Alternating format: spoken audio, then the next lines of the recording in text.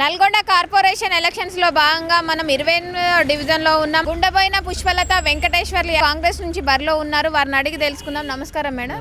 ఎలాంటి ప్రణాళికతో ముందుకు వెళ్తున్నారు మేడం? నల్గొండ పట్టణంలో మహిళలకు ఏ పనులున్నా ఏదున్నా నేను హామీ ఇచ్చి మంత్రి గారితోని కోమటిరెడ్డి గారితోని మాట్లాడి ప్రతి ఒక్కరికి ఏ మహిళకు కూడా ఏ బాధ ఉన్నా నేను చూసుకుంటా. విద్యార్థులకు వాళ్ళకు కూడా అందరికీ మేము ఎప్పుడు సపోర్ట్ చేస్తాం. మీరు కూడా మాకు సపోర్ట్ చేసి అధిక మేరతో గెలిపించాలని నా కోరిక. పుష్పలతని మేము నిలబెట్టినాము.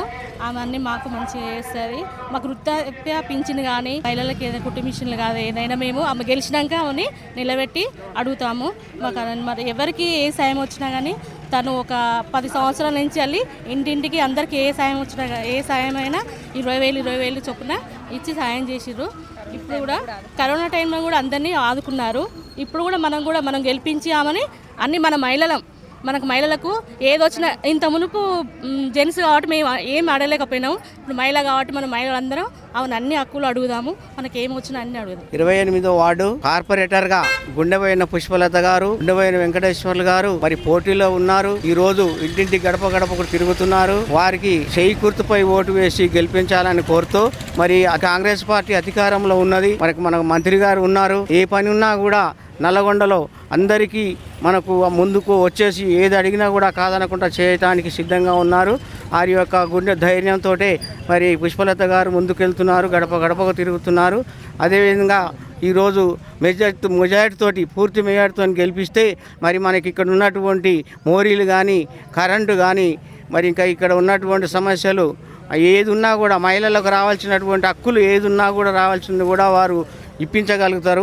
ఎందుకంటే అధికార పార్టీ ఉంది కాబట్టి అడుగులో మీ ఇంటి ముందు ప్రతిరోజు మీ ఇంటింటికి తిరుగుతున్నారు. తర్వాత గెలిచిన తర్వాత కూడా అన్ని విధాలుగా మీకు అందుబాటులో ఉండి మీకు సేవ చేయడానికి సిద్ధంగా ఉన్నారు.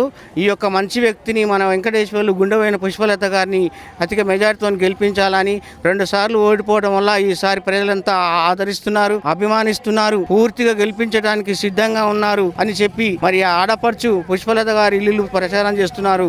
పూర్తి మెజార్టీతో ఓట్లు వేసి గెలిపించి మన అభివృద్ధికి తోడ్పడాలని మన అధికార పార్టీ ఉంది కాబట్టి కంపల్సరీ గెలిపించాలని చెప్పి అందరినీ 28వ వార్డు ప్రజలందరినీ కూడా అన్నలను అక్కనలను తమ్ములను అందరినీ కూడా కోరుకుంటున్నాము. వార్డు గుండెబోయిన పుష్పలత వెంకటేశ్వర్లని మేము గెలిపించుకోవాలనుకుంటున్నాం. ఇప్పుడు లేడీ మహిళకు వచ్చింది కాబట్టి ఏదున్నా లేడీస్ ప్రాబ్లం ఏదున్నా మేము అమ్మకు చెప్పుకోవాలి, మేము అన్ని పనులు చేపించుకోవాలి. భారీ మెజార్టీతోని ఆమెను గెలిపించాలని అనుకుంటున్నాం. జై కాంగ్రెస్. 28వ వార్డు కార్పొరేటర్గా గుండెబోయిన పుష్పలత గారు అభ్యర్థిగా కాంగ్రెస్ పార్టీ తరఫున నిలబడారు. గత 5 ఏళ్లుగా ప్రజలకి ఇంటింటికి ఏ సహాయమైనా గెలవక ముందుకే చేస్తున్నారు. గెలిచిన తర్వాత మాకు చాలా అభివృద్ధి చేశారనే నమ్మకంతో ఈసారి అధిక మెజార్టీతో గెలిపించాలని అందరినీ కోరుకుంటున్నాం.